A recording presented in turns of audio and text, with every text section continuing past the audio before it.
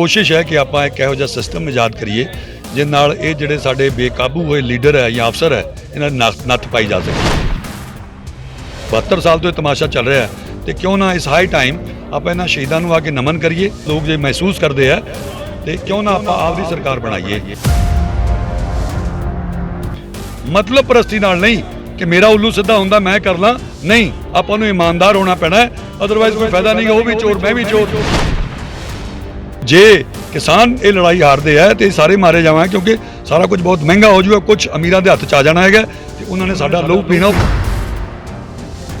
एक सिस्टम के नाल ही एक करप्ट सिस्टम नाल लड़िया जा सकता, वरना नहीं लड़ सकते।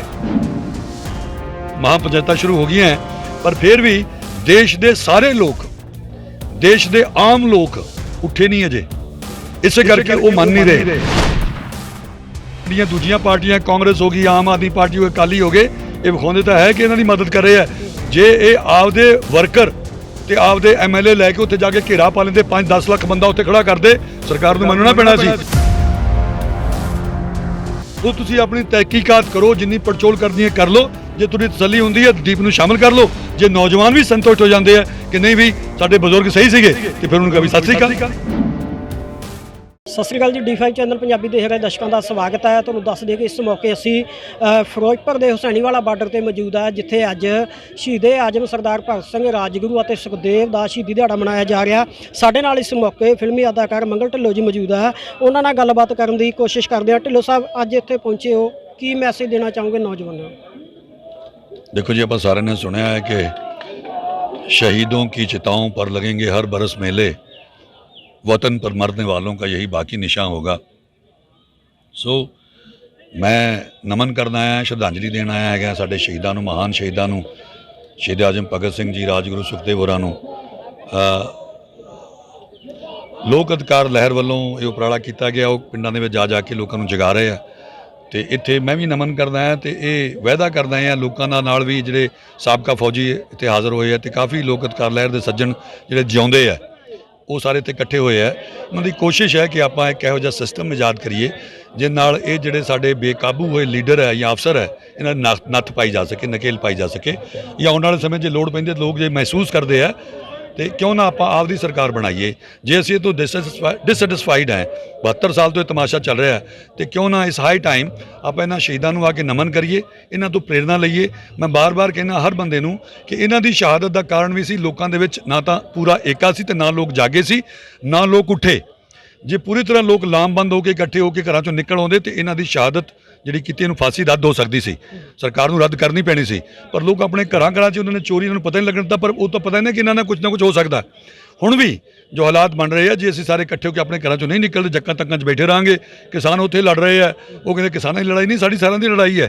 क्योंकि जे किसान ये लड़ाई हारते हैं तो सारे मारे जावांगे क्योंकि सारा कुछ बहुत महंगा हो जाएगा, कुछ अमीरां दे हत्थ च आ जाना है तो उन्होंने साडा लहू पीना, वो पहलां भी पी रहे हैं। इस करके इस हाई टाइम कि असीं इन्हां शहीदां तो प्रेरणा लैके इन्हां दे नाल वायदा करके जाइए, अपनी अंतरात्मा ने वायदा करके जाइए कि असीं जिथे भी बैठे हैं लोगों को जोड़ांगे, जगावांगे। मतलब परस्ती नाल नहीं कि मेरा उल्लू सीधा हुंदा मैं कर ला, नहीं आपां नूं ईमानदार होना पैना है, अदरवाइज कोई फायदा नहीं। वो भी चोर मैं भी चोर, फिर आप सारे चोर दूजे वक्रे चोर आ गए इकट्ठे होके। इस करके कोशिश है कि लोगों को जगाइए जिन्ना जगा सकते हैं और इकट्ठे करिए ताकि एक प्लेटफॉर्म बनाया जा सके। लुटे हुए लोगों का प्लेटफॉर्म एक सिस्टम के नाल ही, एक करप्ट सिस्टम नाल लड़िया जा सकता, वरना नहीं लड़ सकते। ढिल्लों साहब देखा जाए लंबा समा हो चलिया किसानों नूं अंदोलन लड़ते हुए, कई किसानों दी मौतां हो चुकियां, पर केंद्र सरकार किसी भी फैसले पर आउंदी नज़र नहीं आ रही। की लगता केंद्र नूं कुछ समझ नहीं आ रहा जां किसान आगू नहीं समझाउण च कामयाब हो पा रहे? क्योंकि जिहड़े किसान आगू है, किसान आगू तो पहले दिन तो ही समझा रहे हैं। वो कहावत है ना कि तुसीं सुत्ते पे नूं जगा सकते हो पर छापड़े वे नहीं जगा सकते जिहड़ा सौण का नाटक कर रहा होवे। सरकार नूं मतलब पहले ही आप पता सारा कुछ तो इन्होंने की समझाउणगे, पर फिर भी इन्होंने समझाउण की कोशिश की तो जिहड़ा खेतीबाड़ी मंत्री है वो आप मन्निया भी इन्हां कानूनां विच 9 कमियां है। ठीक है, जो 9 कमियां आप मन्ने 3 कानून है तो इन्होंने वापस लै लो या इन्होंने कैंसल कर दो। फिलहाल तुसीं क्यों जिद ते अड़े हो, या ये कह दो भी चलो ये 3 साल लिए कैंसल करते हैं, कुछ तो करो ना। किसानां ने इन्होंने समझा दिता, वो भी समझ गए, पर हुण मसला यह है कि वो नहीं चाहते गए कि वो इस कानून नूं वापस लैण। क्यों? क्योंकि जिन्होंने उन्होंने प्रधानमंत्री बनाया, सरकार लियांदी, उन्होंने खर्चे किए है ਇਹਨਾਂ ਨੇ ਓਵਰ ਕੌਨਫੀਡੈਂਸ ਸਾਡੀ ਇੰਨੀਆਂ ਸੀਟਾਂ ਹੈਗੀਆਂ ਤੇ ਅਸੀਂ ਬਣਾਓ, ਤੁਸੀਂ ਸੇਲੋ ਬਣਵਾ ਵੀ ਦਿੱਤੇ, ਕਾਨੂੰਨ ਬਾਅਦ ਚ ਆਇਆ, ਸੇਲੋ ਪਹਿਲਾਂ ਬਣ ਗਏ। ਤਾਂ ਇਸ ਕਰਕੇ ਕਹਿਣ ਦਾ ਭਾਵ ਹੈ ਕਿ ਵੀ ਉਹ ਇਹਨਾਂ ਨੇ ਗੱਲ ਇਹਨਾਂ ਦੀ ਮੰਨਣੀ ਨਹੀਂ। ਹੁਣ ਇਹ ਹੌਲੀ ਹੌਲੀ ਗੱਲ ਇੰਨੀ ਜ਼ਿਆਦਾ ਵੱਧਦੀ ਜਾ ਰਹੀ ਹੈ। ਕਿਸਾਨ ਜਿਹੜੇ ਬੈਠੇ ਆ ਉੱਥੇ, ਮੈਂ ਉਹਨਾਂ ਨੂੰ ਨਮਨ ਕਰਦਾ, ਦਿਲੋਂ ਸੈਲੂਟ ਕਰਦਾ, ਕਿਉਂਕਿ ਉਹ ਆਪਦੇ ਖਰਚੇ ਤੇ ਬੈਠੇ ਆ। ਜਿਹੜੇ ਟਰਾਲੀਆਂ 'ਚ ਬੈਠੇ ਆ ਉੱਥੇ ਕਿੰਨੀਆਂ ਹਾਲਾਤਾਂ 'ਚ ਬੈਠੇ ਆ, ਗੰਦਗੀ ਆ, ਬੁਰਾ ਹਾਲ ਆ, ਉਹ ਗੰਦੇ ਨਾਲੇ ਤੇ ਬੈਠੇ, ਸੜਕਾਂ ਤੇ ਬੈਠੇ ਆ। ਤੇ ਜਿਹੜੇ ਲੀਡਰ ਹੈ, ਠੀਕ ਹੈ ਕਿ ਲੀਡਰਾਂ ਨੂੰ ਸਿਹਰਾ ਜਾਂਦਾ ਹੈਗਾ, ਪਰ ਜ਼ਿਆਦਾ ਸਿਹਰਾ ਮੈਂ ਉਹਨਾਂ ਕਿਸਾਨਾਂ ਨੂੰ ਦਿੰਦਾ ਜਿਹੜੇ ਘਰੇ ਵੀ ਨੁਕਸਾਨ ਹੋ ਰਿਹਾ ਤੇ ਆਪਦੇ ਖਰਚੇ ਤੇ ਉੱਥੇ ਬੈਠੇ ਹੈਗੇ ਆ। ਉਹ ਕਿੰਨੀ ਦੇਰ ਬੈਠਣਗੇ? ਹਾਲਾਂਕਿ ਉਹਨਾਂ ਦਾ ਜਜ਼ਬਾ ਬੁਲੰਦ ਹੈ, ਉਹਨਾਂ ਇਰਾਦੇ ਉਹਨਾਂ ਦੇ, ਪਰ ਫਿਰ ਵੀ ਹੁਣ ਇਹ ਹੈਗਾ ਕਿ ਸਰਕਾਰ ਨੇ ਸਾਮ ਦਾਮ ਦੰਡ ਭੇਦ ਵੰਡ ਲਓ, ਇਹ ਤੋੜ ਦਿਓ, ਇਹਨਾਂ ਨੂੰ ਪਾੜ ਦਿਓ, ਨੌਜਵਾਨਾਂ ਨੂੰ ਅੱਡ ਕਰ ਦਿਓ, ਇਹ ਕਰ ਦਿਓ, ਖਰੀਦ ਲਓ। ਉਹ ਆਪਦੀ ਕੋਸ਼ਿਸ਼ ਕਰ ਰਹੇ ਹੈਗੇ ਆ, ਜਾਂ ਲੰਮਾ ਲਮਕਾਓ ਤਾਂ ਕਿ ਥੱਕ ਕੇ ਹਾਰ ਕੇ ਇਹਨਾਂ 'ਚੋਂ ਬੰਦੇ ਉੱਥੇ ਘਟ ਜਾਣ, ਜਾਂ ਇਹਨਾਂ 'ਚ ਵਖਰੇਵਾਂ ਪਾ ਦਿਓ। 26 ਜਨਵਰੀ ਨੂੰ ਕੀ ਉਹਨਾਂ ਨੇ ਕੀਤਾ, ਉਹ ਸਾਰਾ ਸਰਕਾਰੀ ਮਾਮਲਾ ਸੀਗਾ। ਸੋ ਇਸ ਕਰਕੇ ਕਹਿਣ ਦਾ ਭਾਵ ਹੈ ਕਿ ਸਾਡੇ ਲੀਡਰਸ ਨੂੰ ਤੇ ਜਿਹੜੇ ਨੌਜਵਾਨ ਹੈ ਉਹਨਾਂ ਨੂੰ ਵੀ ਚਾਹੀਦਾ ਹੈਗਾ ਕਿ ਉਹ ਸਾਰੇ ਸੋਚ ਕੇ ਯੋਜਨਾ ਬਣਾਉਣ। ਜੇ ਸਰਕਾਰ ਚਲਾਕੀ ਵਰਤ ਰਹੀ ਹੈ, ਸਾਡੇ ਕਿਸਾਨ ਲੀਡਰਾਂ ਨੂੰ ਵੀ ਉਸੇ ਤਰੀਕੇ ਨਾਲ ਚਲਾਕੀ ਵਰਤਣੀ ਚਾਹੀਦੀ ਹੈ, ਕੋਈ ਹੋਰ ਵਿਉਂਤਬੰਦੀ ਕਰਨੀ ਚਾਹੀਦੀ ਹੈ। ਅਦਰਵਾਈਜ਼ ਇੱਕ ਨਹੀਂ ਤਾਂ ਉੱਥੇ ਬੈਠੇ ਸਰਕਾਰ ਨੂੰ ਕੋਈ ਫਰਕ ਹੀ ਨਹੀਂ ਪੈਂਦਾ, ਬੈਠੇ ਰਹੋ, ਕਿਉਂਕਿ ਸਰਕਾਰ ਜੇ ਸੁਹਿਰਦ ਹੋਵੇ ਤਾਂ ਉਹਨੂੰ ਫਰਕ ਪਊਗਾ। ਸਰਕਾਰ ਸੁਹਿਰਦ ਹੈ ਨਹੀਂ, ਉਹਨਾਂ ਨੂੰ ਕੋਈ ਫਰਕ ਪੈਂਦਾ ਨਹੀਂਗਾ। ਕਿੰਨੇ ਕਿਸਾਨ ਸ਼ਹੀਦ ਹੋ ਗਏ। ਇਸ ਕਰਕੇ ਮੈਂ ਅਕਸਰ ਇਹ ਕਹਿੰਦਾ ਹੁੰਦਾ ਕਿ ਜਿਵੇਂ 3 ਕੋਬਰੇ ਨਿਕਲੇ ਆਏ, ਇੱਕ ਹੈ ਕਿ ਇਹਨਾਂ ਨੂੰ ਮਾਰੋ, ਤੇ ਇੱਕ ਹੈ ਵੀ ਇਹਨਾਂ ਦੀ ਜ਼ਹਿਰ ਵਾਲੀ ਥੈਲੀ ਕੱਢ ਲਓ ਤੇ ਇਹਨਾਂ ਦੰਦ ਕੱਢ ਲਓ, ਇਹਨਾਂ ਨੂੰ ਪਟਾਰੀ 'ਚ ਪਾ ਲਓ। ਜੇ ਉਹ ਤਿੰਨੇ ਕਾਨੂੰਨ ਤੋਮਰ ਹੋ ਰਹੀ ਹੈ, ਕਹਿੰਦੇ ਆ ਉਹ, ਉਹਨਾਂ ਦੇ ਮੰਤਰੀ ਕਹਿੰਦੇ ਆ ਵੀ ਕਾਨੂੰਨ ਨਹੀਂ ਰੱਦ ਹੋਣੇ, ਤਬਦੀਲੀ ਜੋ ਮਰਜ਼ੀ ਕਰਾ ਲਓ। ਤੁਸੀਂ ਉਹਨਾਂ ਤਬਦੀਲੀਆਂ ਇੰਨੀਆਂ ਕਰਵਾ ਲਓ ਕਿ ਕਾਨੂੰਨ ਜੇ ਹੋਏ, ਜੇ ਨਾ ਹੋਏ। ਪ੍ਰੋਬਲਮ ਕੀ ਹੈਗੀ ਹੈ? ਔਰ ਦੂਸਰੀ ਗੱਲ, ਜੇ ਉਹ ਕਾਨੂੰਨ ਮੰਨ ਲਓ ਰੱਦ ਨਹੀਂ ਕਰਦੇ ਤੇ ਆਉਣ ਵਾਲੇ ਸਮੇਂ ਦੇ ਵਿੱਚ ਮੈਨੂੰ ਇਹ ਡਰ ਹੈ ਮਈ ਐਂਡ ਤਾਈਂ ਜਾਂ ਜੂਨ ਦੇ ਵਿੱਚ ਸਥਿਤੀ ਬਹੁਤ ਭਿਆਨਕ ਹੋ ਸਕਦੀ ਹੈਗੀ ਹੈ, ਕਿਉਂਕਿ ਸਰਕਾਰ ਹੌਲੀ ਹੌਲੀ ਆਪਦਾ ਸ਼ਿਕੰਜਾ ਕੱਸ ਰਹੀ ਹੈਗੀ ਹੈ। ਠੀਕ ਹੈ, ਉਹਨਾਂ ਨੂੰ ਇਸ ਗੱਲ ਦਾ ਗੁਮਾਨ ਹੈ ਕਿ ਵੀ ਇਹ ਸਿਰਫ 5-7% ਹੀ ਹੈ। ਹਾਲਾਂਕਿ ਜਿਹੜੀਆਂ ਮਹਾਪੰਚਾਇਤਾਂ ਸ਼ੁਰੂ ਹੋ ਗਈਆਂ, ਪਰ ਫਿਰ ਵੀ ਦੇਸ਼ ਦੇ ਸਾਰੇ ਲੋਕ, ਦੇਸ਼ ਦੇ ਆਮ ਲੋਕ ਉੱਠੇ ਨਹੀਂ ਅਜੇ, ਇਸੇ ਕਰਕੇ ਉਹ ਮੰਨ ਨਹੀਂ ਰਹੇ। ਜੇ ਆ ਜਿਹੜੀਆਂ ਸਾਡੀਆਂ ਦੂਜੀਆਂ ਪਾਰਟੀਆਂ, ਕਾਂਗਰਸ ਹੋ ਗਈ, ਆਮ ਆਦਮੀ ਪਾਰਟੀ ਹੋ ਗਈ, ਅਕਾਲੀ ਹੋ ਗਏ, ਇਹ ਵਿਖਾਉਂਦੇ ਤਾਂ ਹੈ ਕਿ ਇਹਨਾਂ ਦੀ ਮਦਦ ਕਰ ਰਹੇ ਆ। ਜੇ ਇਹ ਆਪਦੇ ਵਰਕਰ ਤੇ ਆਪਦੇ MLA ਲੈ ਕੇ ਉੱਥੇ ਜਾ ਕੇ ਘੇਰਾ ਪਾ ਲੈਂਦੇ, 5-10 ਲੱਖ ਬੰਦਾ ਉੱਥੇ ਖੜਾ ਕਰਦੇ, ਸਰਕਾਰ ਨੂੰ ਮੰਨਣਾ ਪੈਣਾ ਸੀ। ਇਹ ਆਪ ਤਾਂ ਉੱਥੇ ਬੈਠੇ ਆ, ਪਰ ਇਹਦੇ ਬੰਦੇ ਕਿੱਥੇ ਆ? ਇਹਦਾ ਕਿਸਾਨ ਹੀ ਬੈਠੇ ਆ ਨਾ। ਫਿਰ ਦੂਜੀ ਗੱਲ, ਇੱਥੇ ਟ੍ਰੈਜਡੀ ਹੈਗੀ ਹੈ ਕਿ ਜਿਹੜੇ ਆ ਸੇਲੋ ਬਣੇ ਆ, ਜਿਹੜੀ ਜਗ੍ਹਾ ਦਿੱਤੀ ਹੈ, ਜਿਹੜੇ ਐਗਰੀਮੈਂਟ ਕੀਤੇ ਆ, ਇਹ ਤਾਂ ਅਕਾਲੀ ਸਰਕਾਰ ਤੇ ਕਾਂਗਰਸ ਸਰਕਾਰ ਨੇ ਆਪ ਕੀਤੇ ਆ। ਉਹਨਾਂ ਚੋਰੀ ਥੋੜੀ ਉਹਨਾਂ ਨੇ ਬਣਾ ਲਏ। ਹੁਣ ਉਹ ਕਹਿੰਦੇ ਅਸੀਂ ਇਹਨਾਂ ਦੇ ਖਿਲਾਫ ਹੈਗੇ, ਪਹਿਲਾਂ ਕਹਿੰਦੇ ਚੰਗੇ ਆ। ਇਸ ਕਰਕੇ ਕਿਤੇ ਬਹੁਤ ਵੱਡੇ ਪੈਮਾਨੇ ਤੇ ਗੜਬੜ ਹੈ, ਉਹਦੇ ਵਿੱਚ ਦਰੜੇ ਕਿਸਾਨ ਜਾ ਰਹੇ ਆ। ਤੇ ਜੇ ਕਿਸਾਨਾਂ ਦੇ ਨਾਲ ਆਮ ਲੋਕ ਨਾ ਆ ਕੇ ਖੜੇ ਹੋਏ, ਫਿਰ ਆਪਾਂ ਸਾਰੇ ਮਾਰੇ ਜਾਵਾਂਗੇ।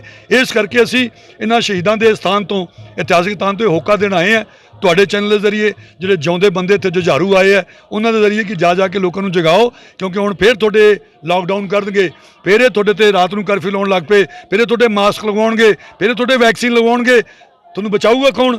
ਇਸ ਕਰਕੇ ਇੱਕ ਲੁੱਟੇ ਹੋਏ ਆਦਮੀਆਂ ਦਾ ਆਪਦਾ ਇੱਕ ਸਿਸਟਮ ਚਾਹੀਦਾ। ਉਹਨਾਂ ਕੋਲ ਇੱਕ ਸਿਸਟਮ ਹੈ, ਸਰਕਾਰਾਂ ਕੋਲੇ, ਸਾਡੇ ਕੋਲ ਕੋਈ ਸਿਸਟਮ ਨਹੀਂ। ਮੈਂ ਅਕਸਰ ਕਿਸਾਨਾਂ ਦੀ ਸਟੇਜ ਤੋਂ ਵੀ ਕਹਿ ਕੇ ਆਇਆ, ਉੱਥੇ 2 ਵਾਰ ਗਿਆ ਮੈਂ, ਸਿੰਘੂ ਤੇ ਟਿਕਰੀ ਵੀ ਗਿਆ ਸੀ, ਤੇ ਮੈਂ ਇੱਥੇ ਵੀ ਕਹਿ ਰਿਹਾ, ਮੈਂ ਆਪਦਾ ਚੈਨਲ, ਮੇਰਾ ਮੰਗਲ ਢਿੱਲੋਂ ਚੈਨਲ, ਉੱਥੇ ਹੀ ਮੈਂ ਕਹਿੰਦਾ ਕਿ ਭਾਈ ਆਪਦਾ ਸਿਸਟਮ ਬਣਾਓ, ਪਿਰੋਏ ਜਾਓ, ਇੱਕ ਪਲੇਟਫਾਰਮ ਬਣਾ ਲਓ, ਤਾਂ ਕਿ ਅੱਜ ਕੱਲ੍ਹ ਟੈਕਨੋਲੋਜੀ ਨੂੰ ਇਸਤੇਮਾਲ ਕਰੋ। ਸਾਰਿਆਂ ਦੇ ਕੋਲੇ ਫੋਨ ਫੜੇ ਆ, ਉਹ ਢਾਂਚਾ ਬਣਾ ਕੇ ਵੀ ਦਿੱਤਾ ਉਹਨਾਂ ਨੂੰ ਕਿ ਭਾਈ ਇੱਕ ਮੈਸੇਜ ਕੀਤਾ, ਪੂਰੇ ਪੰਜਾਬ 'ਚ ਪਹੁੰਚ, ਜਿਵੇਂ ਹਰਿਆਣਾ ਕਰ ਲੈ, UP ਕਰ ਲੈ, ਤੇ ਤੁਸੀਂ ਇਹਨਾਂ ਲੀਡਰਾਂ ਤੋਂ ਨੱਥ ਪਾ ਕੇ ਕੰਮ ਕਰਵਾ ਸਕਦੇ ਹੋ। ਜੇ ਆਪਾਂ ਐਂ ਨਾਅਰੇ ਲਾਉਂਦੇ ਰਹਾਂਗੇ ਥੋੜ੍ਹੇ ਗਰੁੱਪਾਂ ਦੇ ਵਿੱਚ, ਤੇ ਫਿਰ ਆਪਾਂ ਨੂੰ ਕੋਈ ਹੱਲ ਨਹੀਂ ਮਿਲਣਾਗਾ, ਜਿੱਦਾਂ ਮਰਜ਼ੀ ਆਪਾਂ ਲੜੀ ਜਾਈਏ ਇਹਨਾਂ ਨਾਲ।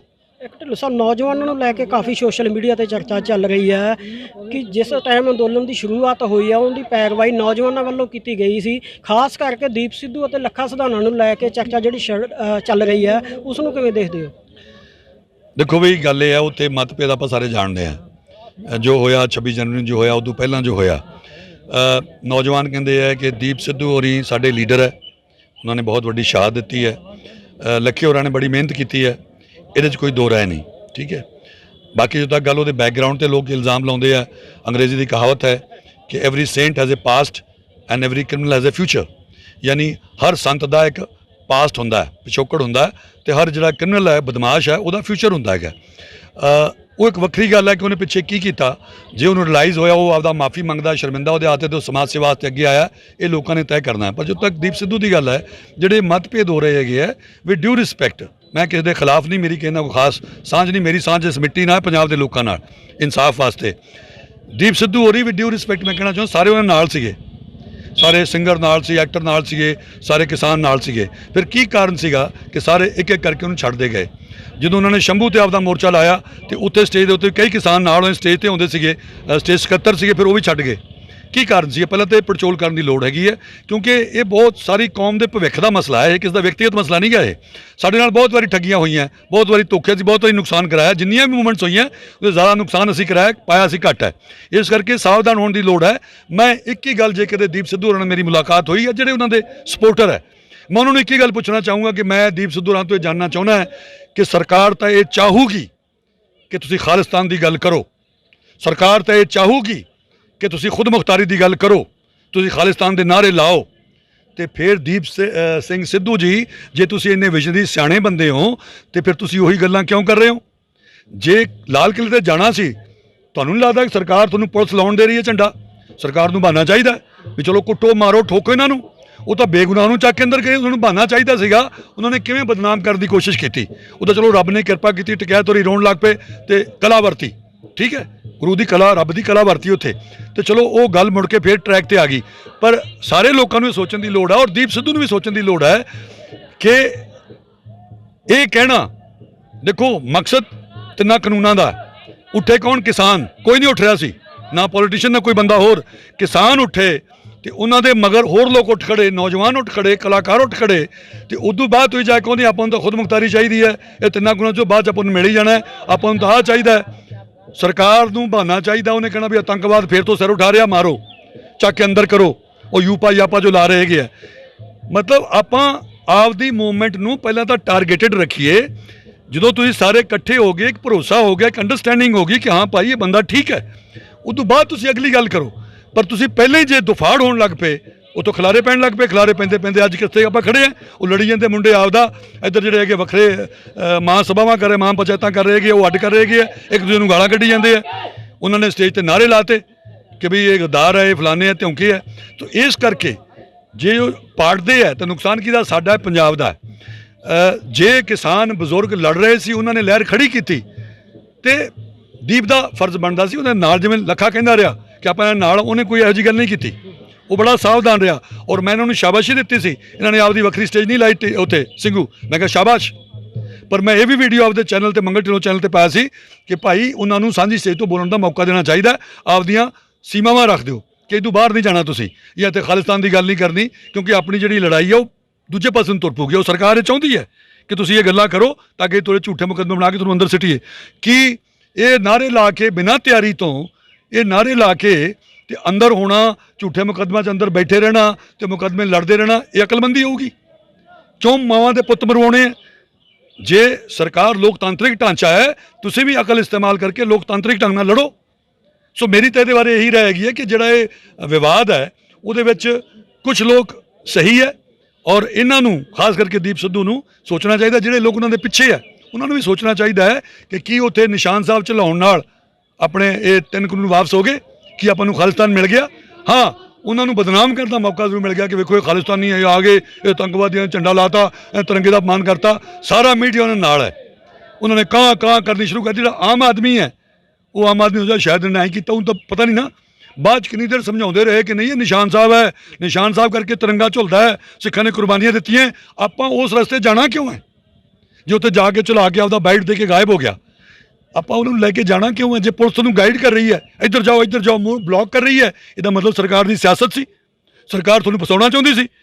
ਇਹਨਾਂ ਦੇ ਕੋਲੇ ਕਮਿਊਨੀਕੇਸ਼ਨ, ਜਿਹੜੀ ਮੈਂ ਕਮਿਊਨੀਕੇਸ਼ਨ ਦੀ ਗੱਲ ਕਰਦਾ ਕਿ ਨੈਟਵਰਕ ਬਣਾਓ, ਸਾਰਿਆਂ ਦੇ ਕੋਲੇ ਫੋਨ ਹੈ, ਧੱਕਾ ਹੋ ਰਿਹਾ, ਮੁੰਡੇ ਚੱਕੇ ਜਾ ਰਹੇ, ਪੁਲਿਸ ਕੁੱਟ ਰਹੀ ਹੈ, ਵੀਡੀਓ ਬਣਾ ਕੇ ਉਹ ਗਰੁੱਪ 'ਚ ਪਾ ਦਿਓ। ਉਸ ਵੇਲੇ ਪਤਾ, ਹੁਣ ਤੱਕ ਭਾਲਦੇ ਫਿਰਦੇ ਕਿੰਨੇ ਬੰਦੇ ਕਿੱਥੇ ਆ। ਉਹ ਜੇ ਤੁਹਾਡੇ ਕੋਲ ਨੈਟਵਰਕ ਹੁੰਦਾ, ਨਾਲ ਦੀ ਨਾਲ ਤੁਸੀਂ ਮੈਸੇਜ ਪਾਉਂਦੇ, ਲੀਡਰਾਂ ਕੋਲੇ ਪਹੁੰਚ ਜਾਂਦਾ, ਸਾਡੇ ਫਲਾਣੇ ਬੰਦੇ ਫਲਾਣ ਚੱਕੇ, ਫਲਾਣ ਥਾਂ 'ਤੇ ਹੈ। ਜੇ ਕਨਫਿਊਜ਼ਨ ਸੀ ਇੱਧਰ ਨੂੰ ਕਹਿ ਪੁਲਿਸ ਜਾਣ ਨੂੰ, ਮੈਸੇਜ ਪਾਓ ਕਿੱਥੇ ਜਾਣਾ ਜੀ, ਨਹੀਂ ਇੱਧਰ ਨਹੀਂ ਜਾਣਾ, ਰੁਕ ਜਾਓ, ਇਹ ਹਾਦਸਾ ਹੋਣਾ ਹੀ ਨਹੀਂ ਸੀਗਾ। ਸੋ ਟੈਕਨੋਲੋਜੀ ਨੂੰ ਇਸਤੇਮਾਲ ਕਰਦੇ ਹੋ, ਸਾਰਿਆਂ ਦੇ ਕੋਲੇ ਫੋਨ ਹੈ। ਮੈਂ ਇਹਨਾਂ ਸਾਰੇ ਲੀਡਰਾਂ ਨੂੰ ਮਿਲਿਆ, ਸਾਰਿਆਂ ਨੂੰ ਰਾਏ ਦਿੱਤੀ ਹੈ। ਅਮਿਤ ਸ਼ਾਹ ਦਾ ਮੈਂ ਵੀਡੀਓ ਇਹਨਾਂ ਨੂੰ ਭੇਜਿਆ कि आ देख लो, ये थोड़ा होम मिनिस्टर आखी जाता है कि नेटवर्क बनाने का, जाल बिछाने का, एक मैसेज डालने का, सबको पहुँचाने का, ये तुम सारे ने वेख्या होना है। मैं क्या जी ये आखी जाता आप नहीं नेटवर्क बना सकते, जे ये नेटवर्क बना के इस तरह आपकी सियासत चला रहे आप नहीं चला सकते कि अपन जुड़न की लोड़ है। इत्थे ही मैं यही कहना आया कि जुड़ो। हुण साडे बंदे लोक अधिकार वाले उड़ीकदे होने, पहले मैंने कई स्नेह भेजे कि बई ਆਪਾਂ ਜੁੜੀਏ, ਆਪਾਂ ਨੈਟਵਰਕ ਬਣਾਈਏ, ਇੱਕ ਮੈਸੇਜ ਪਾਓ, ਪੂਰੇ ਪੰਜਾਬ 'ਚ ਪਹੁੰਚੇ, ਪੂਰਾ ਪੰਜਾਬ ਖੜਾ ਹੋ ਜੇ। ਉਦੋਂ ਇਹ ਸਾਰੇ ਲੜਨਗੇ, ਡਰਨਗੇ ਤੁਹਾਡੇ ਕੋਲੋਂ। ਤੁਹਾਡਾ ਡੀਸੀ, ਤੁਹਾਡਾ ਐਸਐਸਪੀ, ਤੁਹਾਡਾ ਮੰਤਰੀ, ਤੁਹਾਡਾ ਮੁੱਖ ਮੰਤਰੀ ਡਰੂਗਾ। ਉਹਨੂੰ ਪਤਾ ਵੀ ਇਹ ਥੋੜ੍ਹੇ ਜਿਹੇ ਬੰਦੇ ਹੈਗੇ ਰੌਲਾ ਪਾਈ ਜਾਂਦੇ ਆ, ਇਹਨਾਂ ਦੇ ਮਾਰੋ ਡਾਂਗਾ, ਚਾਰੇ ਲੋਕ ਰੋ ਰਾ ਘਰੇ ਬਹਿ ਜਾਣਗੇ। ਜਿਵੇਂ ਹਰਿਆਣੇ ਵਾਲਿਆਂ ਨੇ ਕੁੱਟੇ ਸੀ ਕਿਸਾਨ, ਮੁੜ ਕੇ ਉੱਠਦੇ ਨਹੀਂ ਸੀ ਕਿਸਾਨ। ਇਹ ਤਾਂ ਜਦੋਂ ਆਪਣੇ ਵਾਲੇ ਤੋਂ ਗਏ, ਫਿਰ ਉਹਨੂੰ ਹਿੰਮਤ ਮਿਲੀ, ਫਿਰ ਬਾਹਰ ਨਿਕਲੇ। ਉਹ ਇੱਕ ਹਰਿਆਣਾ ਦੇ ਕਿਸਾਨ ਚੰਡੂਨੀ ਹੋਰਾਂ ਨੂੰ ਸਾਨੂੰ ਮਿਲਿਆ, ਮੈਂ ਇੰਟਰਵਿਊ ਕੀਤੇ ਆ, ਉਹ ਕਹਿੰਦੇ ਸੀ ਸਾਰੇ ਬੈਠੇ ਸੀਗੇ, ਡਰ ਗਏ ਸੀ ਕਿ ਲੱਤਾਂ ਬਾਹਾਂ ਤੋੜਤੀਆਂ, ਬੰਦੇ ਅੰਦਰ ਸਿੱਟਤੇ। ਕਿਉਂ? ਇੱਕ ਹੈ ਨਹੀਂ, ਸਿਸਟਮ ਹੈ ਨਹੀਂ ਸੀ। ਮੈਂ ਬਾਰ-ਬਾਰ ਦੁਹਾਈ ਦਿੰਦਾ, ਇੱਥੇ ਭਗਤ ਸਿੰਘ ਹੋਰਾਂ ਦੀ, ਰਾਜਗੁਰੂ ਸੁਖਦੇਵ ਹੋਰਾਂ ਦੀ ਇਸ ਯਾਦਗਾਰ ਤੇ ਖੜਾ ਹੋ ਕੇ ਸਾਰੇ ਪੰਜਾਬ ਨੂੰ ਮੈਂ ਇਹ ਹੋਕਾ ਦਿੰਦਾ ਕਿ ਉਹ ਸਿਸਟਮ ਬਣਾ ਲਓ, ਇੱਕ ਪਲੇਟਫਾਰਮ ਬਣਾ ਲਓ, ਤੇ ਫਿਰ ਨਹੀਂ ਆਪਾਂ ਲਈਦੇ ਦਿਨ sky is the limit. Dhillon ਸਾਹਿਬ, ਮੇਰਾ ਆਖਰੀ ਸਵਾਲ, ਸੁਰਜੀਤ ਕੁਮਾਰ ਜਿਆਣੀ ਦਾ ਕਹਿਣਾ ਹੈ ਕਿ ਆਗੂਆਂ ਨੇ ਕਾਨੂੰਨਾਂ ਨੂੰ ਆਪਣੀ ਮੁੱਛ ਦਾ ਸਵਾਲ ਬਣਾਇਆ ਹੋਇਆ, ਆਗੂ ਖੁਦ ਹੀ ਨਹੀਂ ਚਾਹੁੰਦੇ ਕਿ ਇਹ ਕਾਨੂੰਨ ਵਾਪਸ ਹੋਣ। ਕਿਵੇਂ ਦੇਖਦੇ ਹੋ ਬਿਆਨ ਨੂੰ? ਵੇਖੋ, ਜਦੋਂ ਤੁਸੀਂ ਇਸ ਗੱਲ ਨੂੰ ਮੁੱਛ ਦਾ ਸਵਾਲ ਬਣਾ ਲੈਂਦੇ ਹੋ, ਇਹਨੂੰ ਆਪਦੀ ਈਗੋ ਦਾ ਸਵਾਲ ਬਣਾ ਲੈਂਦੇ ਹੋ, ਉਦੋਂ ਨੁਕਸਾਨ ਉਠਾਉਣੇ ਆ। ਠੀਕ ਹੈ, ਮੇਰਾ ਕਹਿਣਾ ਇਹ ਹੈਗਾ ਕਿ ਦੋ ਪਾਕਿਸਤਾਨ ਚਾਈਨਾ ਨਾਲ ਆਪਣੀਆਂ ਜੰਗਾਂ ਹੋਈਆਂ, ਤੇ ਜਦੋਂ ਸਮਝੌਤਾ ਹੁੰਦਾ ਹੈਗਾ, ਲੱਖਾਂ ਬੰਦੇ ਮਰ ਜਾਂਦੇ, ਕਰੋੜਾਂ ਅਰਬਾਂ ਦਾ ਨੁਕਸਾਨ ਹੋ ਜਾਂਦਾ ਹੈ, ਤੇ ਫਿਰ ਕੀ ਕਰਦੇ ਆ? ਬੈਠ ਕੇ ਗੱਲਬਾਤ ਕਰਦੇ ਆ ਦੋਨੇ ਤਰ੍ਹਾਂ ਦੇ ਲੀਡਰ। ਕੁਛ ਸਮਝੌਤਾ ਆਪਾਂ ਕਰਦੇ, ਕੁਛ ਉਹ ਕਰਦੇ ਆ। ਸਮਝੌਤਾ ਕਰਨਾ ਪੈਂਦਾ ਹੈਗਾ। ਜੇ ਉਹਨਾਂ ਨੇ ਕਹਿ ਤਾ ਕਿ ਨਹੀਂ ਜੀ ਇਹ ਮੁੱਛ ਦਾ ਸਵਾਲ, ਜੇ ਕੋਈ ਕੁਛ ਆਖੀਆਂ ਦਾ ਮੁੱਛ ਦਾ ਸਵਾਲ ਹੈ, ਕਿਉਂਕਿ ਦੇਖੋ ਅੰਦਰ ਦੀਆਂ ਗੱਲਾਂ ਮੈਨੂੰ ਪਤਾ ਮੈਂ ਨਹੀਂ ਕਰ ਸਕਦਾ, ਕੁਛ ਲੀਡਰਾਂ ਨੇ ਮੈਨੂੰ ਦੱਸੀਆਂ ਅੰਦਰ ਦੀਆਂ ਗੱਲਾਂ, ਮੈਂ ਨਹੀਂ ਕਰ ਸਕਦਾ ਓਪਨਲੀ। ਉਹਦੇ 'ਚ ਫਾਇਦਾ ਨਹੀਂ, ਨੁਕਸਾਨ ਹੋਊਗਾ, ਆਪਣਾ ਹੀ ਨੁਕਸਾਨ ਹੋਊਗਾ। ਪਰ ਜਦੋਂ ਤੁਸੀਂ ਇਹ ਗੱਲ ਕਰਦੇ ਹੋ ਕਿ ਵੀ ਇਹ ਮੁੱਛ ਦਾ ਸਵਾਲ ਹੈ ਜਾਂ ਨਹੀਂ ਹੈ, ਇਹ ਉਹ ਜਾਣਦੇ ਆ। ਪਰ ਇਸ ਜ਼ਿੱਦ ਤੇ ਅੜਨਾ, ਮੈਂ ਤਾਂ ਇਹ ਕਹਿੰਦਾ ਕਿ ਹਮੇਸ਼ਾ ਜਦੋਂ ਕੋਈ ਸਮੱਸਿਆ ਪੈਦਾ ਹੁੰਦੀ, ਉਹਦਾ ਹੱਲ ਨਾਲ ਪੈਦਾ ਹੁੰਦਾ, ਉਹ ਛੇਤੀ ਮਿਲ ਜਾਏ, ਦੇਰ ਨਾ ਮਿਲ ਜੇ। ਮੈਂ ਪਹਿਲਾਂ ਵੀ ਕਹਿ ਚੁੱਕਿਆ ਕਿ 3 ਕੋਬਰੇ ਨਿਕਲੇ। ਇੱਕ ਤਰੀਕਾ ਇਹਨਾਂ ਨੂੰ ਮਾਰ ਦਿਓ, ਇਹਨਾਂ ਦੀ ਖੁੱਡ 'ਚ ਨੱਪੋ। ਇੱਕ ਤਰੀਕਾ ਇਹ ਕਿ ਇਹਨਾਂ ਦੇ ਜ਼ਹਿਰ ਵਾਲੀ ਥੈਲੀ ਕੱਢ ਲਓ, ਇਹਨਾਂ ਦੇ ਦੰਦ ਕੱਢ ਲਓ, ਇਹਨੂੰ ਪਟਾਰੀ 'ਚ ਬੰਦ ਕਰ ਲਓ, ਇਹਨਾਂ ਨੂੰ ਦਰਸ਼ਨੀ ਬਣਾ ਲਓ।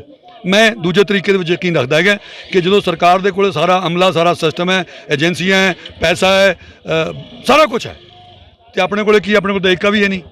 ਆਪਣਾ ਪੰਜਾਬ ਛੋਟਾ ਜਿਹਾ ਹੈ ਤੇ 31 ਜਥੇਬੰਦੀਆਂ, ਉਹ ਸਾਰੇ ਹੈ ਤਾਂ ਅੱਡੋ ਅੱਡੀ ਨਾ। ਆ ਹੁਣ ਮਜਬੂਰੀ ਦੇ ਵਿੱਚ ਉਹ ਇਕੱਠੇ ਹੋਏ, ਪਰ ਫਿਰ ਵੀ ਇਕੱਠੇ ਹੋ ਕੇ ਇਕੱਠੇ ਨਹੀਂ ਹੈ। ਆਪਦੇ ਆਪਦੇ ਝੰਡੇ ਵਾਲੇ ਨਾਂ ਹੇਠਾਂ ਲਿਖੇ ਹੋਏ ਹੈਗੇ, ਬਿੱਲੇ ਆਪਦੇ ਬਣਾਏ ਹੋਏ ਹੈਗੇ। ਸੋ ਮੇਰਾ ਕਹਿਣ ਦਾ ਭਾਵ ਹੈਗਾ ਕਿ ਜੋ ਉਹ ਬੰਦੇ ਇੰਨੇ ਨਿਰਦਈ ਹੈ, ਉਹਨਾਂ ਦਿਲ ਦੇ ਵਿੱਚ ਕੋਈ ਹਮਦਰਦੀ ਹੈ ਨਹੀਂ ਗੀ, ਉਹ ਅਮੀਰਾਂ ਦੇ ਹੱਥੋਂ ਵਿਕੇ ਹੋਏ ਹੈ। ਤੇ ਸਾਨੂੰ ਵੀ ਥੋੜ੍ਹਾ ਜਿਹਾ ਬੈਠ ਕੇ ਸੋਚਣਾ ਚਾਹੀਦਾ ਹੈਗਾ ਕਿ ਆਪਾਂ ਜਿਹੜਾ ਜਰਨੈਲ ਚੰਗਾ ਹੁੰਦਾ ਨਾ, ਉਹ ਇੱਕ ਸਟ੍ਰੈਟਜੀ ਬਣਾ ਕੇ ਨਹੀਂ ਚੱਲਦਾ, ਉਹ 3-4 ਸਟ੍ਰੈਟਜੀਆਂ ਬਣਾ ਕੇ ਚੱਲਦਾ ਯੁੱਧ ਦੀਆਂ, ਕਿ ਜੇ ਇੱਕ ਫੇਲ ਹੋ ਗਈ ਨਾਲ ਦੀਆਂ ਦੂਜੀ ਤਿਆਰ ਹੈ, ਦੂਜੀ ਫੇਲ ਹੋ ਗਈ ਤੀਜੀ ਤਿਆਰ ਹੈ। ਉਹਦਾ ਇਹ ਨਹੀਂ ਹੁੰਦਾ ਵੀ ਜੋ ਅੱਗ ਲੱਗੀ ਹੈ ਤਾਂ ਆਪਾਂ ਖੂਹ ਪੱਟਣ ਲੱਗ ਪਈਏ, ਉਦੋਂ ਸਟ੍ਰੈਟਜੀ ਬਣਾਈਏ। ਨਹੀਂ, ਯੁੱਧ ਨੀਤੀਆਂ 3-4 ਪਹਿਲਾਂ ਹੋਣੀਆਂ ਚਾਹੀਦੀਆਂ। ਮੇਰੀ ਤੁੱਛ ਬੁੱਧੀ ਦੇ ਮੁਤਾਬਕ, ਮੈਂ ਗਲਤ ਹੋ ਸਕਦਾ, ਜੇ ਮੈਨੂੰ ਗਲਤ ਲੱਗੇ ਤਾਂ ਮਾਫੀ ਚਾਹੁੰਦਾ ਹੈਗਾ ਕਿ ਬਈ ਇਹ ਜਿੰਨੇ ਵੀ ਕਾਨੂੰਨ ਹੈਗੇ, ਜਿੰਨੀਆਂ ਚੋਰ ਮੋਰੀਆਂ, ਇਹਨਾਂ ਦੇ ਕੋਲ ਐਕਸਪਰਟ ਬੈਠੇ ਆ, ਸੁਪਰੀਮ ਕੋਰਟ ਦੇ ਵਕੀਲ ਬੈਠੇ ਆ, ਇਹਨਾਂ ਦੇ ਕੋਲ ਕ੍ਰਿਸ਼ੀ ਵਿਗਿਆਨੀ ਬੈਠੇ ਆ, ਹੋਰ ਕਿਸਾਨ ਆਗੂ ਬੈਠੇ ਆ, ਇਹ ਬੈਠ ਕੇ ਉਹ ਸਰਕਾਰ ਕਹਿੰਦੇ ਹੈ ਕਿ ਹਮ ਸੰਸ਼ੋਧਨ करने के लिए तैयार हैं। ठीक है, ਸੰਸ਼ੋਧਨ ਕਰ ਦਿਓ। ਜੇ ਸੰਸ਼ੋਧਨਾਂ ਤੋਂ ਪਿੱਛੇ ਭੱਜਦੀ ਹੈ ਸਰਕਾਰ, ਤੇ ਸਾਰੀ ਦੁਨੀਆ ਦੇ ਵਿੱਚ ਸੁਣਿਆ ਜਾਊਗਾ ਕਿ ਕਿਸਾਨ ਜ਼ਿੱਦ ਤੇ ਨਹੀਂ ਅੜੇ, ਕਿਸਾਨ ਤਾਂ ਸੰਸ਼ੋਧਨ ਵਾਸਤੇ ਵੀ ਰਾਜ਼ੀ ਹੋ ਗਏ। ਹੁਣ ਸਰਕਾਰ ਨਹੀਂ ਮੰਨਦੀ, ਅੰਗਰੇਜ਼ੀ ਦੀ ਕਹਾਵਤ ਹੈ let the ball be in their court. ਸਰਕਾਰ ਦੇ ਪਾਲੇ 'ਚ ਰਹਿਣ ਦਿਓ ਗੇਂਦ ਨੂੰ, ਕਿ ਸਰਕਾਰ ਗਲਤ ਹੈ, ਸਰਕਾਰ ਨਹੀਂ ਮੰਨਦੀ। ਔਰ ਉਹ ਜਿਹੜੇ ਸੰਸ਼ੋਧਨ ਹੈ, ਉਹਨਾਂ ਸੰਸ਼ੋਧਨਾਂ ਦੇ ਮੁਤਾਬਕ ਜੇ ਉਹ ਲਾਗੂ ਕਰਦੇ ਆ, ਤੇ ਇਹਨਾਂ ਕਾਨੂੰਨਾਂ 'ਚ ਬਚਣਾ ਹੀ ਕੁਝ ਨਹੀਂ ਚਾਹੀਦਾ। ਫਿਰ ਜਿਹੇ ਹੈਗੇ, ਜਿਹੇ ਹੈ ਨਹੀਂ। ਠੀਕ ਹੈ, ਫਾਰ ਐਗਜ਼ਾਮਪਲ ਜਿਵੇਂ ਉਹ ਕਹਿੰਦੇ ਕਿ ਜੀ SDM ਕੋਲ ਜਾ ਸਕਦਾ ਹੈਗਾ, DC ਕੋਲ ਜਾ ਸਕਦਾ ਹੈਗਾ, ਉਹ ਕੋਰਟ ਨਹੀਂ ਜਾਂਦਾ। ਇਹਨੂੰ ਕਹੋ ਵੀ ਕੋਰਟ ਜਾ, ਸਰਕਾਰ ਕਹਿ ਰਹੀ ਕੋਰਟ ਜਾ ਸਕਦਾ, ਗੱਲ ਖਤਮ ਹੋ ਗਈ। ਉਦੋਂ ਬਾਅਦ ਇਹ ਕਹਿੰਦੇ ਹੈ ਕਿ ਜਿਹੜਾ ਇਹਨਾਂ ਨੇ ਇਕੱਠੇ ਕਰ ਲੈਣਾ, ਇਹ ਮਹਿੰਗੇ ਖਰੀਦੂਗਾ, ਜਮ੍ਹਾਂ ਕਰਕੇ ਫਿਰ ਬਾਅਦ ਮਹਿੰਗੇ ਵੇਚੂਗਾ। ਮਤਲਬ ਜਿਹੜੀ ਆਪਣੀ ਮੰਡੀਆਂ ਨਾਰਮਲ ਹੈ, ਉਹਨਾਂ ਦੇ ਵਿੱਚੋਂ ਜੇ ਮੰਨ ਲਓ 1950 ਦਾ ਭਾਅ ਹੈ, MSP ਹੈ, ਤੇ ਇੱਕ ਉਹ ਮੈਂ 2100 ਦਿੰਦਾ, ਕਿਸਾਨ ਉੱਥੇ ਜਾਵੜਨ ਲੱਗ ਪੈਣਗੇ। ਉਹ ਜਦੋਂ ਵਿਹਲੀਆਂ ਪਈਆਂ ਉਹ ਬੰਦ ਕਰ ਦੇਣੀਆਂ, ਜਦੋਂ ਬੰਦ ਹੋ ਗਈਆਂ ਫਿਰ ਇਹ ਸਸਤਾ ਖਰੀਦੂਗਾ ਕਿ ਮੈਂ ਤਾਂ 1000 'ਚ ਖਰੀਦੂੰ। ਇਹ ਡਰ ਹੈ ਨਾ। ਠੀਕ ਹੈ, MSP ਇਹ 'ਤੇ ਵੀ ਲਾਗੂ ਕਰ ਦਿਓ ਕਿ ਇਦੋਂ ਘੱਟ ਖਰੀਦੇਗਾ ਤੇ ਕਾਨੂੰਨਨ ਜੁਰਮ ਹੈ। ਫਿਰ ਸਾਨੂੰ ਇਹ ਡਰ, ਉਹ ਜਮ੍ਹਾਂ ਕਰਕੇ ਮਹਿੰਗਾ ਨਾ ਵੇਚੇ ਤੇ MRP ਲਾ ਦਿਓ ਕਿ ਜੇ ਤੂੰ ਇੰਨੇ 'ਚ ਖਰੀਦਿਆ, ਤੂੰ 2100 'ਚ ਖਰੀਦਿਆ, ਤੇ ਤੈਨੂੰ ਇੰਨੇ 'ਚ ਹੀ ਵੇਚਣਾ ਪੈਣਾ। ਮਤਲਬ ਇਸ ਤਰ੍ਹਾਂ ਹਰ ਚੀਜ਼ ਦਾ ਉਹਦੇ ਨਾਲ ਇੱਕ ਸਮਾਧਾਨ ਹੈ ਕਿ ਉਹ ਕਾਨੂੰਨਨ ਤੌਰ 'ਤੇ ਉਹਨਾਂ ਨੂੰ ਬੰਨਿਆ ਜਾਵੇ। ਜੇ MSP ਹੈ ਤੇ MSP ਦੇ ਨਾਲ ਹੋਰ ਵੀ ਹੈ। MSP ਦੇ ਨਾਲ ਤੁਹਾਨੂੰ ਜਿਹੜੀ ਸਰਕਾਰੀ ਖਰੀਦ ਹੈ ਉਹ ਵੀ ਰੱਖਣੀ ਪੈਣੀ ਹੈ ਕਿ ਸਰਕਾਰ ਖਰੀਦੇ, ਉਹ ਇਸ MSP ਤੇ ਖਰੀਦੇ। ਮਤਲਬ ਇਸੇ ਤਰ੍ਹਾਂ ਕਰਕੇ ਪੁਆਇੰਟ ਵਾਈਜ਼, ਜਿਵੇਂ ਕਿ ਜੋ ਕੰਟਰੈਕਟ ਫਾਰਮਿੰਗ ਸੀ, ਉਹ ਛੱਲਾ ਜਿਹਾ ਲਿਆਏ ਤੇ ਆਲੂ ਵੱਡੇ ਸੀ ਲੈਣੇ ਆ, ਤੁਸੀਂ ਕਰ ਦਿਓ ਕੰਟਰੈਕਟ ਦੇ ਵਿੱਚ, ਤੁਸੀਂ ਉਹਦੇ ਕਾਨੂੰਨ ਦੇ ਵਿੱਚ ਕਰੋ ਕਿ ਤੁਸੀਂ ਉਹਦੀ ਪੈਰਵੀ ਕਰਨੀ, ਤੁਸੀਂ ਦੇਖਣਾ, ਦੇਖਭਾਲ ਕਰਨੀ ਹੈ ਫਸਲ ਦੀ। 3 ਵਾਰੀ ਗੇੜੇ ਮਾਰੋ, 6 ਮਹੀਨਿਆਂ 'ਚ ਫਸਲ ਆਉਂਦੀ ਹੈ। ਜੇ ਵੀ ਫਸਲ ਹੈ ਤੁਹਾਨੂੰ ਚੱਕਣੀ ਪੈਣੀ ਹੈ। ਇਹ ਕਾਨੂੰਨ ਦੇ ਵਿੱਚ ਹੋਵੇ ਕਿ ਤੁਸੀਂ ਛੱਡ ਨਹੀਂ ਸਕਦੇ, ਤੁਸੀਂ ਉਹ 'ਚ ਨੁਕਸ ਨਹੀਂ ਕੱਢ ਸਕਦੇਗੇ। ਜੇ ਇਹ ਡਰ ਹੈ। ਦੂਜਾ ਡਰ ਹੈ ਕਿ ਉਹ ਲੋਕਾਂ ਨੇ ਉੱਤੇ ਲੋਨ ਲੈ ਲਿਆ, ਉਹ ਕਾਨੂੰਨ ਦੇ ਵਿੱਚ ਵੀ ਉਹ ਤੇ ਲੋਨ ਨਹੀਂ ਦਿੰਦੇ, ਸਿਰਫ ਫਸਲ ਦਾ ਕੰਟਰੈਕਟ ਹੈ, ਤੁਸੀਂ ਲੋਨ ਇਹ ਡਰ ਖਤਮ ਹੋ ਗਿਆ। ਠੀਕ ਹੈ। ਇਸੇ ਤਰ੍ਹਾਂ ਜੇ ਭਾਅ ਦੇ ਵਿੱਚ ਫਲੈਕਚੁਏਸ਼ਨ ਹੋ ਗਈ ਕਿ ਭਾਅ ਜਿਹੜਾ ਜਿਵੇਂ ਮੱਧ ਪ੍ਰਦੇਸ਼ ਹੋਇਆ ਕਿ ਜਦੋਂ ਕੰਟਰੈਕਟ ਕੀਤਾ 2000 'ਚ, ਜਦੋਂ ਵੇਚਣ ਟਾਈਮ ਹੈ 3000 ਰੇਟ ਹੋ ਗਿਆ, ਉਹਨਾਂ ਦੀ ਲੜਾਈ ਹੋ ਗਈ, ਕਹਿੰਦੇ SDM ਕੋਲੇ ਜਾਓ, ਚਲੋ ਜੀ ਕੰਟਰੈਕਟਰ ਭੱਜ ਗਿਆ। ਜੇ ਇਸ ਤਰ੍ਹਾਂ ਦੀ ਸਥਿਤੀ ਆਉਂਦੀ ਹੈ ਉਹਨੂੰ 50-50 ਕਰ ਲਓ, ਜਿੰਨਾ ਫਲੈਕਚੁਏਸ਼ਨ ਆਏ, ਮੰਨ ਲਓ 1000 ਰੁਪਇਆ ਵਧਿਆ, 500 ਕਿਸਾਨ ਨੂੰ ਦਿਓ, 500 ਕੰਪਨੀ ਵਾਲਾ ਲੈ ਜੇ। ਮਤਲਬ ਮੇਰਾ ਕਹਿਣ ਦਾ ਹੈ ਕਿ ਹਰ ਚੀਜ਼ ਦਾ ਇੱਕ ਸੋਲੂਸ਼ਨ ਹੈ ਜੇ ਆਪਾਂ ਕਰਨਾ ਚਾਹੀਏ ਤਾਂ। ਜੇ ਉਹ ਕਾਨੂੰਨ ਦੇ ਵਿੱਚ ਨਹੀਂ ਮੰਨਦੇਗੇ ਉਹ, ਫਿਰ ਸਰਕਾਰ ਪੂਰੀ ਤਰ੍ਹਾਂ ਗਲਤ ਹੈ। ਔਰ ਦੂਜੀ ਗੱਲ ਅਖੀਰ ਦੇ ਵਿੱਚ ਮੈਂ ਵੀ ਇਹ ਕਹੂੰਗਾ ਕਿ ਕਿਸਾਨਾਂ ਨੂੰ ਆਉਣ ਵਾਲੇ ਸਮੇਂ ਦੇ ਵਿੱਚ ਆਪਦੀ ਖੇਤੀ ਨੂੰ ਫਾਇਦੇਮੰਦ ਕਰਨਾ ਪੈਣਾ ਹੈ, ਵਰਨਾ ਇਹਨਾਂ ਸਿਰ ਤੇ ਕਰਜ਼ਾ ਰਹਿਣਾ ਹੈ, ਇਹਨਾਂ ਨੇ ਆਤਮ ਹੱਤਿਆ ਕਰਦੇ ਰਹਿਣਾ ਹੈ। ਫਾਰ ਐਗਜ਼ਾਮਪਲ ਜਿਹੜਾ ਝੋਨਾ ਅਸੀਂ ਬੀਜਦੇ ਹਾਂ, 1 ਕਿਲੋ ਝੋਨੇ ਦੇ ਇਹ 3000 ਤੋਂ ਲੈ ਕੇ 4000 ਲੀਟਰ ਪਾਣੀ ਲਾਉਂਦੇ ਆ, ਤੇ ਉਹ ਪੈਪਸੀ ਵਾਲੇ ਉਹ ਜਿੰਨੀ ਵੀ ਜਿਹੜਾ ਪਾਣੀ ਵੇਚਦੇ ਆ ਇਹ, ਠੀਕ ਹੈ, ਇਹ ਕੀ ਕਰਦੇ ਹੈਗੇ ਆ, ਬਿਸਲਰੀ ਵਾਲੇ ਇਹ 20 ਰੁਪਏ ਦੀ ਬੋਤਲ ਵੇਚਦੇ ਆ। ਹੁਣ ਤੁਸੀਂ ਅੰਦਾਜ਼ਾ ਲਾਓ ਕਿ ਸਾਡਾ ਝੋਨਾ 1 ਕਿਲੋ ਅਸੀਂ ਵੇਚਿਆ ਕਿੰਨਾ, 15 ਰੁਪਏ ਦਾ, ਤੇ ਉਹ ਵਪਾਰੀ ਨੇ ਕੀ ਕੀਤਾ, ਜਿਹੜਾ ਅਸੀਂ 4000 ਲੀਟਰ ਲਾਇਆ ਉਹਨੇ ਉਹ ਪਾਣੀ 80000 ਦਾ ਵੇਚ ਲਿਆ, ਤੇ ਅਸੀਂ ਕਿੰਨਾ ਵੇਚਿਆ, 15 ਰੁਪਏ ਦਾ। ਮੈਂ ਰੇ ਖਾਦ ਦੀ, ਪੈਸਟੀਸਾਈਡ ਦੀ, ਕਢਾਈ ਬੁਆਈ, ਲੇਬਰ ਦੀ ਗੱਲ ਨਹੀਂ ਕਰ ਰਿਹਾਗਾ। ਠੀਕ ਹੈ। ਸੋ ਕਹਿਣ ਦਾ ਮੇਰਾ ਮਤਲਬ ਹੈ ਕਿ ਕਿਸਾਨਾਂ ਨੂੰ, ਸਾਡੇ ਲੀਡਰਾਂ ਨੂੰ, ਸਾਰਿਆਂ ਨੂੰ ਸੋਚਣਾ ਪੈਣਾ ਹੈ ਕਿ ਕਾਨੂੰਨ ਮਾੜੇ ਹੈ, ਸਾਡੀ ਹੋਂਦ ਦਾ ਸਵਾਲ ਹੈ, ਪਰ ਉਹਦੇ ਵਿੱਚੋਂ ਵੀ ਤੁਸੀਂ ਵੇਖੋ, ਕਿਉਂਕਿ ਸਾਡੇ ਹੀ ਕ੍ਰਿਸ਼ੀ ਵਿਗਿਆਨੀ ਪਹਿਲਾਂ ਇਹਨਾਂ ਕਾਨੂੰਨਾਂ ਦੀ ਹਿਮਾਇਤ ਕਰਦੇ ਸੀ। ਉਹਨਾਂ ਦੇ ਵਿੱਚ ਕੁਛ ਤਾਂ ਚੰਗਾ ਹੋਊਗਾ, ਜਿਹੜਾ ਚੰਗਾ ਉਹ ਰੱਖੋ, ਜਾਂ ਮਾੜਾ ਕੱਢ ਦਿਓ, ਉਹ ਜਿੰਨੀਆਂ ਚੋਰ ਮੋਰੀਆਂ ਬੰਦ ਕਰ ਦਿਓ, ਔਰ ਉਦੋਂ ਬਾਅਦ ਇਹਨਾਂ ਨੂੰ ਕਹੋ ਕਿ ਆਹ ਸਾਡੀਆਂ ਮੰਗਾਂ ਸੰਸ਼ੋਧਨ ਕਰੋ। ਜੇ ਨਹੀਂ ਕਰਦੇ ਫਿਰ ਸਰਕਾਰ ਗਲਤ ਹੈ। ਜ਼ਿੱਦ ਤੇ ਅੜਨਾ, ਮੁੱਛ ਦਾ ਸਵਾਲ ਬਣਾਉਣਾ, ਉਹਦੇ ਵਿੱਚ ਸਾਡਾ ਘਾਟਾ ਹੀ ਘਾਟਾ ਹੈਗਾ। ਸਰਕਾਰ ਦਾ ਜਾਣਾ ਕੋਈ ਨਹੀਂ। ਵੇਖੋ ਇੰਨੀ ਦੇਰ ਲੜਾਈ ਚੱਲ ਰਹੀ ਹੈ, ਸਰਕਾਰ ਦਾ ਕੀ ਗਿਆ? ਇੰਨੀ ਦੇਰ ਲੜਾਈ ਚੱਲੀ, ਸਾਡੇ ਲੀਡਰਾਂ ਦਾ ਕੀ ਗਿਆ? ਆਮ ਪੁੱਤ ਮਰ ਰਹੇ ਆ ਨਾ। ਠੀਕ ਹੈ। ਇਸ ਕਰਕੇ ਮੇਰੀ ਹੱਥ ਬੰਨ੍ਹ ਕੇ ਬੇਨਤੀ ਹੈਗੀ ਕਿ ਸਾਰਿਆਂ ਨੂੰ ਇਕੱਠੇ ਹੋ ਕੇ, ਮੈਂ ਕਿਹਾ ਵੀ ਜਿਹੜੇ ਸਾਡੇ ਨੌਜਵਾਨ ਹੈ ਉਹਨਾਂ ਜਿਹੜੇ ਮੇਨ ਲੀਡਰ ਨੂੰ ਨਾਲ ਪਾਓ, ਤਾਂ ਕਿ ਉਹਨਾਂ ਨੂੰ ਇਹ ਡਰ ਨਾ ਲੱਗੇ ਵੀ ਇਹ ਵਿਕ ਗਏ। ਜੇ ਰੂਟ ਵੀ ਚੇਂਜ ਕਰਦੇ ਤਾਂ ਕਿਉਂ ਚੇਂਜ ਕਰ ਰਹੇ ਆ? ਉਹ ਕਹਿੰਦੇ ਪੁੱਤਾਂ ਨੂੰ ਬਚਾਉਣ ਆਤੇ ਪੁੱਤ ਨਹੀਂ ਮਰਵਾਉਣੇ। ਠੀਕ ਗੱਲ ਹੈ। ਤੇ ਉਹਨਾਂ ਨੂੰ, ਉਹਨਾਂ ਜਿਹੜੇ ਲੀਡਰ ਹੈ, 2-4 ਜਿਹੜੇ ਤੁਹਾਡੇ ਨੌਜਵਾਨਾਂ ਦੇ, ਉਹਨਾਂ ਨੂੰ ਸ਼ਾਮਿਲ ਕਰੋ, ਉਹਨਾਂ ਨੂੰ ਸਟੇਜ ਤੇ ਮੌਕਾ ਦਿਓ, ਉਹਨਾਂ ਨੂੰ ਨਾਲ ਪਾਓ। ਇਹੀ ਮੰਗ ਤਾਂ ਨੌਜਵਾਨ ਕਰ ਰਿਹਾ, ਪਰ ਨੌਜਵਾਨ ਕਹਿੰਦੇ ਕਿ ਸਾਨੂੰ ਪਿੱਛੇ ਕਾਹਤੋਂ ਛੱਡਿਆ ਜਾ ਰਿਹਾ, ਜਦੋਂ ਅਸੀਂ ਪਹਿਲੇ ਦਿਨ ਤੋਂ ਨਾਲ ਚੱਲ ਰਹੇ ਹਾਂ। ਦੇਖੋ, ਜੇ ਪਹਿਲੀ ਗੱਲ ਜਿਹੜਾ ਮਤਭੇਦ ਸੀਗਾ, ਉੱਥੇ ਮੇਰਾ ਖਿਆਲ ਹੈ ਨੌਜਵਾਨਾਂ ਨਾਲ ਮਤਭੇਦ ਨਹੀਂ ਇੰਨਾ। ਉਹ ਜਿਹੜਾ ਮਤਭੇਦ ਹੈਗਾ, ਉਹ ਮੇਨ ਮਤਭੇਦ ਜਿਹੜਾ ਮੈਨੂੰ ਲੱਗਦਾ ਹੈਗਾ, ਮੈਂ ਗਲਤ ਹੋ ਸਕਦਾ, ਉਹ ਮੇਨ ਮਤਭੇਦ ਦੀਪ ਸਿੱਧੂ ਨੂੰ ਲੈ ਕੇ ਹੈ। ਉਹ ਕਹਿੰਦੇ ਵੀ ਦੀਪ ਸਿੱਧੂ ਸਾਡਾ ਲੀਡਰ ਹੈ, ਜਿਹੜੇ ਨੌਜਵਾਨ ਇਹ ਕਹਿੰਦੇ ਹੈਗੇ ਹੈ, ਤੇ ਮਤਲਬ ਉਹਨਾਂ ਦਾ ਇਹ ਹੈ ਕਿ ਸਾਡਾ ਲੀਡਰ ਦੀਪ ਸਿੱਧੂ ਸ਼ਾਮਿਲ ਕਰੋ। ਕਿਸਾਨ ਕਹਿੰਦੇ ਹੈ ਕਿ ਵੀ ਇਹ ਸਾਨੂੰ ਮਰਵਾਊ, ਵੀ ਜਿਵੇਂ 26 ਜਨਵਰੀ ਨੂੰ ਹੋਇਆ, ਜਾਂ ਜਿਵੇਂ ਉਦੋਂ ਪਹਿਲਾਂ ਸ਼ੰਭੂ ਤੇ ਹੁੰਦਾ ਰਿਹਾ, ਜਿਵੇਂ ਉਹ ਖੁਦ ਮੁਖਤਾਰੀ ਜਾਂ ਖਾਲਿਸਤਾਨ ਦੀ ਗੱਲ ਕਰਨ ਲੱਗ ਪਿਆ। ਉਹ ਇਹ ਆ ਬੇਸਿਕ ਮਤਭੇਦ ਉਹਨਾਂ ਦਾ।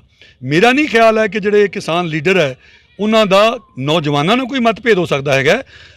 ਠੀਕ ਹੈ ਕਿ ਨੌਜਵਾਨਾਂ ਨੇ ਤਾਂ ਵੇਖੋ ਬੈਰੀਕੇਡ ਤੋੜੇ, ਉਹ ਨਵਦੀਪ ਹੋ ਰਹੀਆਂ ਜਿਨ੍ਹਾਂ ਨੇ ਉਹ ਵਾਟਰ ਗਨ ਮੋੜੀ ਸੀ, ਉਹਨਾਂ ਨੂੰ ਮੈਂ ਇੰਟਰਵਿਊ ਕੀਤਾ ਸੀਗਾ। ਉਹ ਸਾਰੇ ਨੌਜਵਾਨ ਇਹਨਾਂ ਦੀ ਸੱਜੀ ਬਾਂਹ ਹੈ। ਮੈਨੂੰ ਲੱਗਦਾ ਸਿਰਫ ਜਿੱਥੇ ਕਿਤੇ, ਅੱਛਾ ਮੇਰਾ ਖਿਆਲ ਲੱਖੇ ਸਿਧਾਨਾ ਨਾਲ ਵੀ ਇਹਨਾਂ ਦੀ ਇੰਨੀ ਪ੍ਰੋਬਲਮ ਨਹੀਂ ਗਈ, ਕਿਉਂਕਿ ਲੱਖਾ ਸਿਧਾਨਾ ਬੈਲੈਂਸਲੀ ਗੱਲ ਕਰਦਾ, ਬੈਲੈਂਸ ਕਰਕੇ ਗੱਲ ਕਰਦਾ ਰਿਹਾ, ਔਰ ਉਹਨੂੰ ਸਟੇਜ ਤੇ ਬੋਲਣ ਵੀ ਦਿੰਦੇ ਸੀਗੇ, ਲੱਖਾ ਕੇ ਬੋਲਦਾ ਵੀ ਰਿਹਾ ਹੈਗਾ। ਮੇਨ ਪ੍ਰੋਬਲਮ ਜਿੱਥੇ ਮੈਨੂੰ ਲੱਗਦੀ ਹੈ ਉਹ ਦੀਪ ਨਾਲ ਲੱਗ ਰਹੀ ਹੈਗੀ ਹੈ। ਤੇ ਨੌਜਵਾਨਾਂ ਨੂੰ ਵੀ ਚਾਹੀਦਾ ਕਿ ਜੇ ਤੁਹਾਡਾ ਦੀਪ ਨੂੰ ਫਿਲਹਾਲ ਤੁਸੀਂ ਇੱਕ ਸਾਈਡ ਤੇ ਕਰਕੇ, ਠੀਕ ਹੈ, ਉਹਦਾ ਮੁਕੱਦਮਾ ਲੜੋ, ਉਹਨੂੰ ਬਾਹਰ ਲਿਆਓ, ਠੀਕ ਹੈ, ਉਹ ਤੁਹਾਡੇ ਮੋਰਚੇ ਦੇ ਵਿੱਚ ਸ਼ਾਮਿਲ ਸੀਗਾ, ਤੇ ਉਹਦੇ ਵਾਸਤੇ ਜੋ ਪੈਰਵੀ ਕਰਨੀ ਹੈ ਕਰੋ। ਜਦੋਂ ਉਹ ਬਾਹਰ ਆ ਜੇ, ਉਹ ਤੁਸੀਂ ਆਪਣੀ ਤਹਿਕੀਕਾਤ ਕਰੋ, ਜਿੰਨੀ ਪੜਚੋਲ ਕਰਨੀ ਹੈ ਕਰ ਲਓ। ਜੇ ਤੁਹਾਡੀ ਤਸੱਲੀ ਹੁੰਦੀ ਹੈ ਦੀਪ ਨੂੰ ਸ਼ਾਮਿਲ ਕਰ ਲਓ। ਜੇ ਨੌਜਵਾਨ ਵੀ ਸੰਤੁਸ਼ਟ ਹੋ ਜਾਂਦੇ ਆ ਕਿ ਨਹੀਂ ਵੀ ਸਾਡੇ ਬਜ਼ੁਰਗ ਸਹੀ ਸੀਗੇ, ਤੇ ਫਿਰ ਉਹਨੂੰ ਕਹੀ ਸਤਿ ਸ੍ਰੀ ਅਕਾਲ। ਬਹੁਤ ਬਹੁਤ ਧੰਨਵਾਦ ਢਿੱਲੋਂ ਸਾਹਿਬ, ਤੁਹਾਡਾ ਟਾਈਮ ਲਿਆ। ਤਾਂ ਇਹ ਸੀ ਸਾਡੇ ਨਾਲ ਫਿਲਮੀ ਅਦਾਕਾਰ ਮੰਗਲ ਢਿੱਲੋਂ ਜੀ, ਜੋ ਅੱਜ ਹੁਸੈਨੀਵਾਲਾ ਬਾਰਡਰ 'ਤੇ ਜਿੱਥੇ ਸ਼ਹੀਦਾਂ ਨੂੰ ਨਮਨ ਕਰਨ ਲਈ ਪਹੁੰਚੇ ਸਨ, ਉੱਥੇ ਹੀ ਉਹਨਾਂ ਵੱਲੋਂ ਨੌਜਵਾਨਾਂ ਨੂੰ ਮੈਸੇਜ ਦਿੱਤਾ ਗਿਆ ਕਿ ਵੱਧ ਤੋਂ ਵੱਧ ਨੌਜਵਾਨ ਜਾਗਰੂਕ ਹੋਣ ਅਤੇ ਦਿੱਲੀ ਮੋਰਚੇ ਵਿੱਚ ਪਹੁੰਚਣ। ਫਿਰੋਜ਼ਪੁਰ ਤੋਂ Paramjit Pamma, D5 channel Punjabi. D5 channel Punjabi ਹੁਣੇ ਸਬਸਕ੍ਰਾਈਬ ਕਰੋ, ਬੈਲ ਆਈਕਨ ਤੇ ਕਲਿੱਕ ਕਰੋ।